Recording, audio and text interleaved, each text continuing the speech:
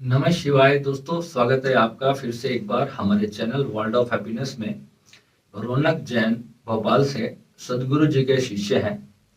रौनक जी ने प्रश्न किया है कि भैया, सदगुरु जी ने एक वीडियो अपलोड किया है और उसमें उन्होंने बोला है कि जो इंसान जब कोई मर जाता है तो उसके 14 दिन तक जो है उसके अंदर प्राण रहते हैं और 14 दिन तक उनके बाल और नाखून निकलते रहते हैं, बढ़ते रहते हैं। तो उन्होंने मेरे को उनके वीडियो का लिंक भेजा।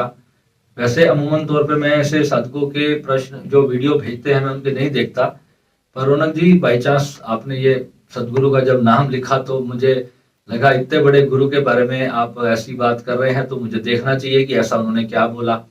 तो फिर मैंने उनका वो वीडियो देखा तो मुझे लगा कि इस बात पर तो वीडियो बनाना बनता है और जितने भी लोग उनको सुनते हैं उनको पता होना चाहिए कि पहली बात तो मेरे मन में बहुत बड़ा अचंभा आया। मुझे एक तरह से एक बहुत बड़ा इलेक्ट्रिक शॉक लगता है ना, जैसे ऐसा शौक लगा बात सुनते ही कि जब सदगुरु ने कहा कि 14 दिन तक जो है आत्मा धीरे धीरे जो है शरीर से बाहर निकलती है और तब तक जो है बाल और नाखून जो है आत्मा शरीर के जो है वो बढ़ते रहते हैं। और उन्होंने ये भी कहा कि आप में से कितने लोग हैं जो इस बात को जानते हैं। उन्होंने कहा कि 98% लोगों को जो है ये बात पता ही नहीं है। तो मुझे और भी ज्यादा हंसी आई और दुख भी हुआ कि जब कोई व्यक्ति इतने बड़े मंच पर बैठता है और इतने बड़े मंच से वो ऐसी बात करता है जिसके करोड़ों लोग फॉलोअर्स हों, करोड़ों लोग जिनकी बात सुनते हैं, और वो व्यक्ति इस प्रकार की बात करता है। दोस्तों, मैंने अपने कुछ वीडियोस में कहा है कि मैं किसी का नाम लेकर के ऐसे वीडियोस नहीं बनाना चाहता। हो सकता है कि ये वाला मेरा वीडियो भी जो है वो लोग जो है इस प्रकार की कुछ रिपोर्ट्स करके मेरा ये वीडियो हटाने की पूरी कोशिश भी करेंगे और हटा भी सकते हैं, तो इसमें मुझे कोई फर्क नहीं पड़ेगा। परंतु जो है मेरे साथ जुड़े हुए जितने भी लोग हैं, मैं ये चाहता हूं कि उनको एटलीस्ट पता चले कि कोई भी चीज है, अगर कोई इतना बड़ा व्यक्ति जब ऑथेंटिक रूप से कोई बात करता है तो आप लोग उसको बहुत जल्दी से सत्य मान लेते हो। तो मैं इनका जो वीडियो का लिंक है वो भी अपने इस डिस्क्रिप्शन में मैं डाल देता हूं ताकि आप भी एक बार देख लेना और आपको पता चले। और मैं सदगुरु जी से भी इस बात के लिए निवेदन करूंगा उनके चरण स्पर्श करके कि सदगुरु जी, एटलीस्ट आप किसी साइंटिस्ट से या किसी बहुत बड़े डॉक्टर से जो है और या किसी बहुत बड़े आध्यात्मिक गुरु से इस बारे में एक बार विचार विमर्श कर लेना कि क्या सच में जो है किसी की जो चेतना जब शरीर को छोड़ती है तो 14 दिन तक उसके बाल और नाखून बढ़ते रहते हैं।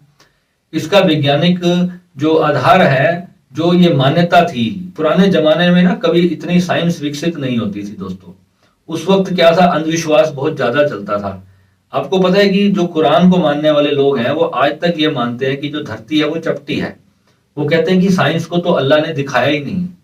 मुझे ऐसे ऐसे बहुत सारे मुस्लिम मित्र हैं जो मुझसे इस तरीके की बात करते हैं कि अल्लाह ने जो है वो वैज्ञानिकों को धोखा दे दिया है, धरती जो है वो गोल नहीं है, धरती जो है वो चपटी है। तो इस तरीके की जो मान्यताएं हैं वो जिसने भी जब कही तो वो लोग अभी तक मानते आ रहे हैं। परंतु आज दोस्तों आपको भी पता है कि विज्ञान कहाँ पहुंच चुका है। आज तो आप भी टिकट खर्च करके थोड़े दिनों बाद आप मून पर जाएंगे। लोगों ने तो मून पर जगह भी खरीदनी शुरू कर दी है। तो कहने का भाव केवल इतना ही है कि अध्यात्म को जब कोई व्यक्ति मजाक बनाने की कोशिश करता है तो बड़ा दुख होता है। तो दोस्तों, आप खुद गूगल करें इस बात को और आप सर्च करें कि जो मरने के बाद जो है किसी व्यक्ति के बाल या नाखून क्या बढ़ते हैं और उसका कारण क्या है। कि मैंने इसको गूगल किया, हालांकि मुझे तो पहले दिन से पता था क्योंकि मैंने बहुत सारे लोगों की डेथ एक्सपीरियंस अपनी आंखों के सामने की हुई है और मुझे पता है कि जब चेतना इस शरीर को पूरी तरह से छोड़ देती है तो उसके बाद शरीर में किसी भी प्रकार की गतिविधि नहीं होती। हाँ, ये बात अवश्य सत्य है कि कुछ बॉडी के पार्ट्स होते हैं जो धीरे धीरे धीरे काम करना बंद करते हैं। तो इसके बारे में फिर मैंने गूगल करना बहुत आवश्यक समझा क्योंकि आपको मुझे बताना था।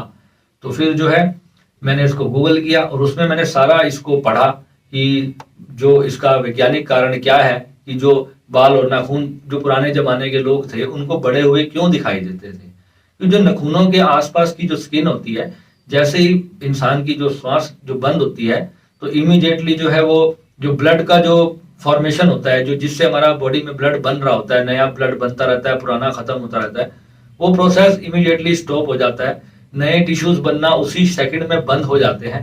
दिल धड़कना बंद होते ही जो ब्लड की पंपिंग होती है पूरे शरीर में ऑन द स्पॉट खत्म हो जाती है। हमारे घर के पास मेरे एक बचपन के मित्र हैं, उसके दादाजी थे दोस्तों। वो बहुत ही माने हुए व्यक्ति थे हमारे समाज के। जब भी हमारे पानीपत सिटी में जब कोई व्यक्ति शरीर छोड़ने लगता था तो उनको बुला करके सब लेकर जाते थे। तो वो बताते थे, पुष्टि करते थे कि हाँ, ये व्यक्ति पूरी तरह से जो है इसके प्राण निकल चुके हैं, अब आप इसको दाह संस्कार के लिए ले जा सकते हो। परंतु दोस्तों, मैं एक सनातन धर्म की एक और आपको वैज्ञानिक चीज आज बताने वाला हूं कि जब भी कोई व्यक्ति मरता है तो उसको उत्तर दिशा की ओर क्यों लिटाया जाता है और उसके सर के पास एक दिया क्यों जलाया जाता है। उस दिशा में लेटाने का एक बहुत बड़ा वैज्ञानिक कारण है दोस्तों। हमारे भारत में उसको लोगों को उत्तर दिशा में लिटाया जाने का प्रावधान है। उस दिशा में लिटाने का ये वजह है, उसकी वैज्ञानिक वजह ये है कि व्यक्ति के जो प्राण हैं वो धीरे धीरे जब वो छूट रहे होते हैं तो उस दिशा में कुछ ग्रेविटेशनल जो फोर्सेस होती हैं वो हमारी बॉडी की एनर्जी को यानी चेतना को, उस कॉन्शियसनेस को बाहर निकल जाने के अंदर सहायक बनती है। क्या चीज? हमारी ग्रेविटी। और अध्यात्म में आपको पता होगा कि मंदिरों में जो है नंगे पैर जाने का भी प्रावधान नहीं था। मंदिरों में भी कहते हैं कि खड़ाऊ पहनकर जाओ, क्योंकि जब आप साधना करते हो तो आपको नंगे पैर नहीं रहना है। जितना आप ध्यान करते हो तो क्या आपकी भक्ति एक चप्पल पहनने से खत्म हो जाती है? निस्संदेह खत्म हो जाती है। जितना आप ध्यान करोगे, जब तक आपकी कुंडलिनी एक्टिवेट नहीं है और आपने 3 घंटे ध्यान किया और आधा घंटा आप नंगे पैर जमीन पर चलते रहे, तो आपकी एनर्जी जो है वो सारी नष्ट हो जाएगी। जब कुंडलिनी जागृत हो जाती है तो फिर धरती की ग्रेविटी भी जो है आपकी एनर्जी को नीचे नहीं खींच सकती। ठीक है, क्योंकि वो एनर्जी जो है वो आपके सहस्त्रार तक आकर रुक जाती है। और कईयों की जब सहस्त्रार भी जागृत हो तो फिर जो है वो ब्रह्मांड के साथ एक हो जाती है।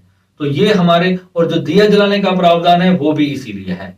दिया भी इसलिए जलाया जाता है कि वो एक ऐसी एनर्जी को जब हम प्रभु के लिए याद करके, जो भी या तो यमराज के नाम का जलाया जाता है या पता नहीं किसके नाम का जलाया जाता है, मैं इन सब चीजों में कभी पढ़ा नहीं हूं आज तक, पर मुझे इतना अवश्य पता है कि जो है दिया इसलिए जलाया जाता है ताकि जो है कोई भी नकारात्मक शक्ति जो है आसपास उस चेतना के ना आए और उसको आगे जो है अपना जो भी उसका मार्ग है, जो भी उसके कर्मों के अनुसार जो उसका मार्ग है, उसकी चेतना वहां चली जाए। और जब मैंने अपने ध्यान में पहली बार जब आउट ऑफ बॉडी एक्सपीरियंस किया था तो मैंने बिल्कुल ऐसा ही पाया कि बहुत सारी नकारात्मक चेतनाएं भी हमारे आसपास होती हैं। क्योंकि जब आउट ऑफ बॉडी एक्सपीरियंस इंसान को पहली बार होता है तो वो बहुत डर जाता है, घबरा जाता है। तो ये बहुत सारी वजहें होती हैं। परंतु जब मैंने इसको रोज करना शुरू किया तो मैंने क्या पाया, मेरा शरीर जो है बहुत ज्यादा कमजोर रहने लग गया, बहुत ज्यादा थकावट रहने लगी, मेरी बॉडी के जो टिश्यूज थे वो टूटने लग गए। तो फिर मैंने इसके बारे में अपने गुरुजी से बात की। तो गुरुजी को मैंने बताया। गुरुजी ने कहा, बेटा तू इतना 1-1, 2-2 घंटा जो बाहर रहने की जो आनंद ले रहा है आउट ऑफ बॉडी का, तो ये तू गलत कर रहा है। तो उन्होंने मेरे को रोका। उन्होंने कहा, एक बार जान लिया, अब बार बार क्यों बाहर जाना है? एक बार जब जान लिया ना बाहर जाकर के, अब बात खत्म कर दे वहीं पर। तो फिर मैंने कहा, गुरुजी मुझे तो बहुत आनंद आता है, वहां घूमता हूँ आकाश में, बड़ा मस्ती आती है, नशा आता है, आनंद मिलता है। तो बोले, वो आनंद तो मिलता है बेटा, पर उसके लिए आउट ऑफ बॉडी जाने की जरूरत नहीं है। अपने शरीर को बार बार छोड़ के बाहर मत जाओ। फिर उन्होंने मुझे दूसरी विधियां दी जिससे कि अपने शरीर में रहते हुए ही आउट ऑफ बॉडी का अनुभव होना शुरू हुआ। तो वो जो चीज है वो परम सच्चिदानंद है। तो वो जब चीज प्राप्त हो जाती है तब हमें जो है अपनी बॉडी को भी हम स्वस्थ रख सकते हैं और अपने आत्म साक्षात्कार को भी हम प्राप्त कर सकते हैं। अब उसकी वजह सुन लो क्या होती है दोस्तों। जो कॉन्शियसनेस है, हमारी जो चेतना है, वही हमारे प्राण को चलाती है। जब हम अपने शरीर से बाहर जाएंगे तो इंस्टेंटली हमारी जो श्वास है वो बंद हो जाएगी। हमारी जो सिल्वर कॉर्ड है, जो एक तार होती है जो हमारी नाभि चक्र से जुड़ी होती है, वही केवल हमारी चेतना और इस शरीर के बीच में एक अंतरिम लास्ट एक संबंध होता है। जिस दिन वो टूट जाता है तो उस दिन बस हम फिर अपने शरीर में वापस नहीं आ सकते। और जब व्यक्ति मरता है तो ये निस्संदेह बात सत्य है। सदगुरु ने ये बात बिल्कुल सही कही कि आत्मा धीरे धीरे धीरे अपने शरीर को छोड़ती है। पर वो आत्माएं होती हैं जिन्होंने पूरे जीवन साधना की हो, जिन्होंने पूरे जीवन तपस्या की हो, उनको भी वो विधि सिखाई जाती है कि कैसे धीरे धीरे अपने शरीर से, अपने सहस्त्रार के मार्ग से बाहर निकलना है। तो उनके लिए उनको पहले प्रयोग कराया जाता है। ठीक है, तो ऐसे बहुत सारी विधियाएं होती हैं जिसके कारण जो है आत्मा अपने शरीर को सही चक्रा से, सही मार्गदर्शन से जो है अपने शरीर को छोड़ करके ब्रह्मलीन हो सकती है। परंतु दोस्तों, जो इस तरीके की बातें हैं कि मरने के बाद जो है नाखून बढ़ते हैं शरीर के और बाल बढ़ते हैं, ये कोरी बकवास है। और इस तरह के जो, देखो मैं किसी के बारे में गलत तो नहीं बोलना चाहता, परंतु दोस्तों दुख होता है जब हमारे सनातन धर्म के लोग अंधविश्वास में फंसते हैं। तो आपको चाहिए कि ये वीडियो आगे से आगे आप शेयर करें ताकि लोगों की अवेयरनेस बढ़े। और फालतू की बातें और फालतू की वीडियोस जो है ना हमारे यूज की नहीं है। परंतु मेरे को दोस्तों इस तरह के वीडियोस बनाने का कोई शौक नहीं है, परंतु जब मुझे कोई आप लोगों के लिए बनाता हूँ, आप कहते हो भैया मेरे प्रश्नों का जवाब दे दिया करो, तो इसलिए जो है मैं नहीं चाहता कि ये समय भी जो है दोस्तों इन व्यर्थ की बातों में जाए। परंतु अच्छा ज्ञान, सच्चा ज्ञान अगर आपको कहीं से नहीं मिल पा रहा है, इसका मतलब ये नहीं है दोस्तों कि आप झूठा ज्ञान से अपना पेट भरते रहें। झूठा ज्ञान सच्चे ज्ञान से ज्यादा खतरनाक है आपके लिए, क्योंकि फिर वो धारणाएं आप बनाते हैं, फिर वहां से भय उत्पन्न होता है, और भय उत्पन्न होगा तो आपका नाभि चक्र कमजोर हो जाएगा, तो उससे फिर आपको जो प्रॉब्लम्स खड़ी होंगी। और डरा डरा कर ही तो कोई आपका राजा बनता है, आपका ऊपर आपका मालिक बनता है। तो यहाँ तो कोई मालिक और शिष्य का सवाल ही नहीं है, कोई गुरु शिष्य का सवाल ही नहीं है, सभी बराबर है, सभी एक दूसरे के भाई मित्र दोस्त हैं। तो इस तरीके से हमारा जो है वर्ल्ड ऑफ हैप्पीनेस का परिवार बन रहा है धीरे धीरे, और आप सब जुड़ रहे हैं, सबको मस्ती आ रही है, आनंद आ रहा है। यही मेरा जीवन का उद्देश्य था, क्योंकि दाल रोटी का तो परमात्मा ने जुगाड़ कर दिया था। तो अब जो है मेरे को लगा कि बाकी तो जीवन व्यर्थ जा रहा है, इससे बढ़िया कि लोगों को जो है अच्छे मार्ग पे लाऊं, मेरा भी कुछ अच्छा पुण्य ऐड होगा। तो ये चीज तो मैं अपने साथ लेकर भी जाऊंगा, आप लोगों की दुआएं लेकर के जाऊंगा। किसी का घर बसा दूं, किसी के घर में कुछ प्रॉब्लम्स हैं, अगर उसका कुछ भला हो जाता है तो अपने को अच्छा फील होता है। बहुत बहुत प्यारी फीलिंग होती है दोस्तों, जब आप लोग कहते हो कि भैया सच में मेरी लाइफ सेट हो गई, तो वो फीलिंग मैं ही जानता हूँ। और जिन लोगों का अभी तक, मैं दो चार ऐसे लोग हैं जो नाराज हैं, जिनको मैं शायद समय नहीं दे पाया और इस वजह से वो नाराज भी हुए होंगे। तो परंतु आपको चाहिए कि अगर मैं आपसे कॉल पे बात नहीं कर पा रहा हूं तो आप मुझसे पानीपत आकर भी मिल सकते हैं। कई बार इंसान व्यस्त होता है, मैं फोन नहीं उठा पाता हूं, क्योंकि इतने सारे लोगों के कॉल पे बात कर पाना बिल्कुल भी संभव नहीं है दोस्तों। आप कितने लोगों से एक दिन में कॉल पर बात कर पाएंगे? फिर भी जो है मेरे साथ जितने करीबी लोग जुड़े हुए हैं, मैं कोशिश करता हूं कि उनसे ज्यादा जो है उनसे फोन पर बात करके भी जहां उनकी जिज्ञासा शांत होती हो उसको करने की कोशिश करता हूं। और जो लोग जो है लाइफ टाइम कोर्स को अफोर्ड नहीं कर सकते, मैंने उनके लिए भी ऑप्शन दिया है कि आप मुझे अपना क्वेश्चंस जो है वॉइस मैसेज बना करके भेजो, और मैं उसके आंसर आपको वीडियो बना करके दूंगा। पर क्वेश्चन ऐसा होना चाहिए जो लोगों के लिए भी और आपके लिए भी यूजफुल हो। ये नहीं है कि भैया मेरे पेट में विचार आ रहे हैं और इस तरह के जो क्वेश्चंस आप लोग भेजोगे तो मैं उसका कोई उत्तर नहीं दूंगा। ये पागलपन के सिवाय और कुछ नहीं है, ये सब गलत साधनाओं के नतीजे हैं। अगर आप लोगों के साथ इस तरह की चीजें होती हैं, अगर आपके मन को लगता है कि आपके पेट में विचार आ रहे हैं, तो ये निस्संदेह एक पागलपन की स्थिति है। तो आपको चाहिए अपना इलाज करवाएं। ये नहीं कि मेरा भी समय खराब हो और आपको कोई फायदा भी ना हो, तो मैं उस चीज में मैं इंटरेस्ट नहीं लेता हूँ। ठीक है दोस्तों, तो जागरूकता फैलाएं और अपने परिवार को इस तरह की जो मिथ्या ज्ञान है इससे अपने परिवार की रक्षा करें, क्योंकि यही ज्ञान ही होगा जो कल को आपके बच्चों का फ्यूचर तय करने वाला है। क्योंकि जब एक छोटा बच्चा पैदा होता है तो उसको तो यहीं से, संसार से ही उसने ज्ञान खोजना है। और बड़े बड़े ब्रांड गुरु अगर इस तरीके की बातें करेंगे तो फिर हम जैसे जो छोटे मोटे गली के गुरु होते हैं तो उनको तो कोई क्या ही पूछेगा।